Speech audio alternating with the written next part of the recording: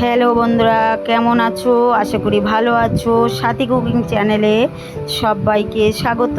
দেখো, আমি আর একটি রেসিপি নিয়ে চলে এসেছি তোমাদের সাথে শেয়ার করার জন্য। আশা করি ভালো লাগবে। আর ফুল ভিডিওটা দেখো বন্ধুরা, কেউ কিন্তু স্কিপ করবে না। ভিডিওটা দেখবে, সুন্দর সুন্দর কমেন্ট করবে, আর তোমাদের ওই সুন্দর সুন্দর কমেন্ট কিন্তু আমার ভিডিও বানাতে কিন্তু মোটিভেট করে।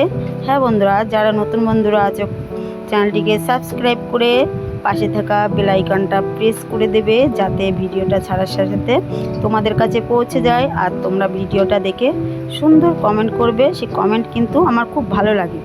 চলো, আমি কি কি উপকরণ দিয়ে আমি এটা বাড়িতে বানিয়েছি, এটা কিন্তু তোমরা কিন্তু বাড়িতে বানিয়ে ট্রাই করে দেখতে পারো। আর ঘরে থাকা অল্প কিছু উপকরণ দিয়ে কিন্তু আমি এটা তৈরি করেছি। চলো, সেটা আমি কীভাবে তৈরি করেছি তোমাদের সাথে শেয়ার করি। কি কি লেগেছে আমার আর কি কি নিয়েছি আমি। এখানে দেখো বন্ধুরা, ক্যাপসিকাম নিয়েছি।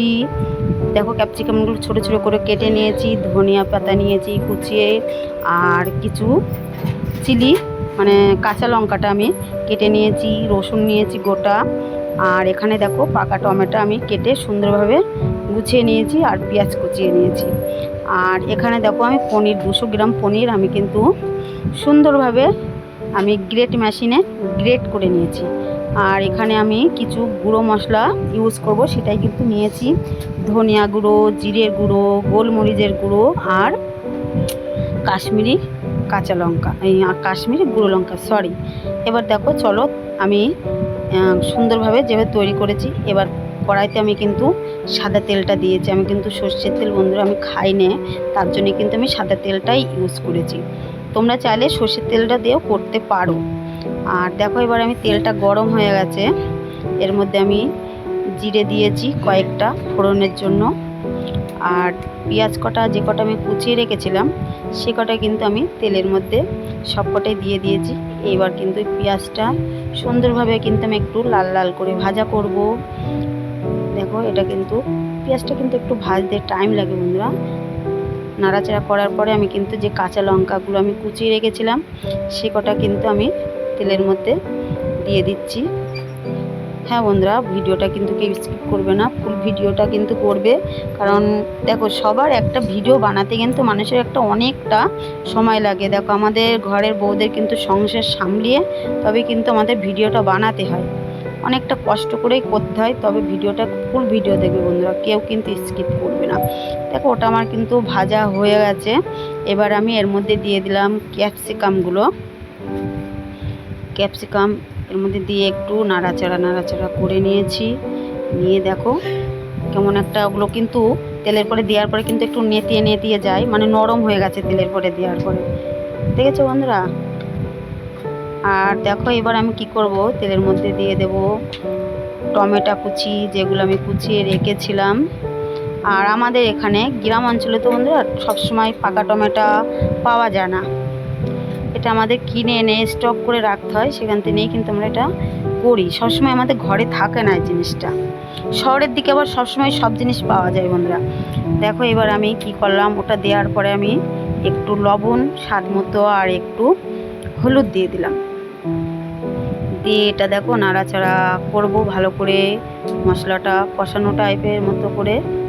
দেখো, ওটা নাড়াচাড়া করছি খুব সুন্দরভাবে। সবকটা অনেকটা নরম হয়ে গেছে, যে পেঁয়াজ ক্যাপসিকাম টমেটো দিয়েছিলাম অনেকটা নরম হয়ে গেছে।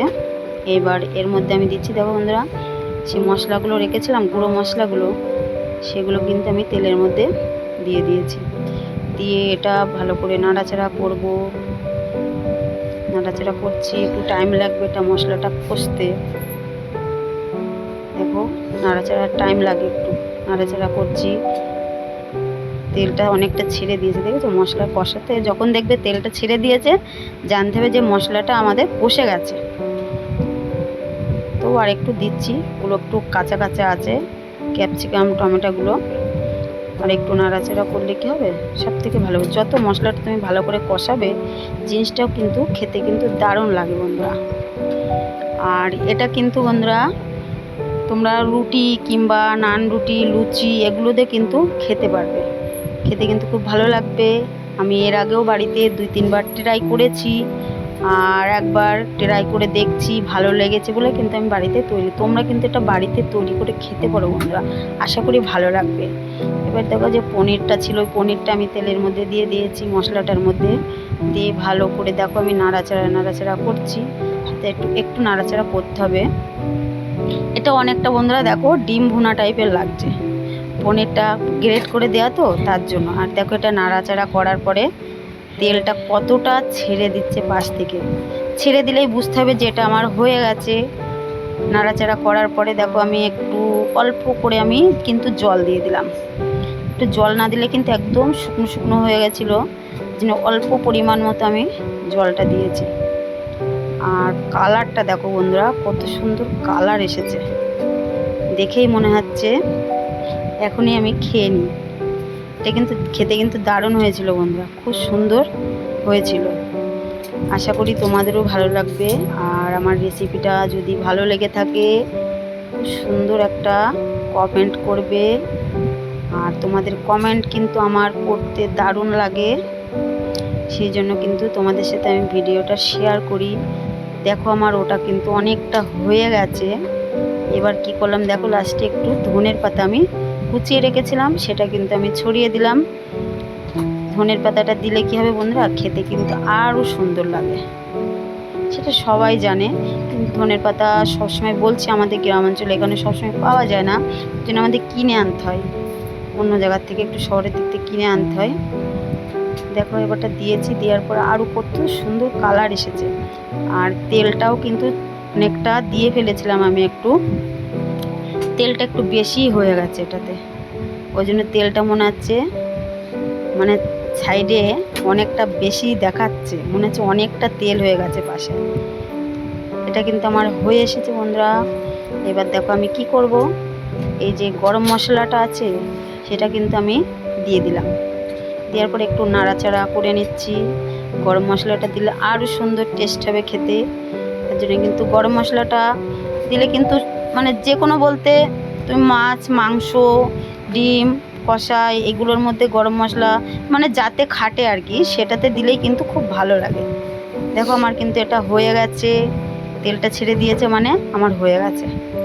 এটা আবার কী করবো বন্ধুরা, আমি কিন্তু প্লেটে সুন্দরভাবে আমি লাভিয়ে নেব। তো আর একটু নাড়াচাড়া করছি, একটু জল জল টাইপের আছে, হয়ে গেছে। এবার দেখো আমি প্লেটে আমি লাভিয়ে নিচ্ছি। কত সুন্দর দেখতে হয়েছে বন্ধুরা, তোমরা কিন্তু বাড়িতে ট্রাই করবে বন্ধুরা, খুব ভালো লাগবে আশা করি। চলো বন্ধুরা, টাটা, কেমন হয়েছে অবশ্যই বলবে। আর পরবর্তী ভিডিও আনার চেষ্টা করব। টাটা বন্ধুরা, সবাই ভালো থেকো, সুস্থ থেকো, টাটা।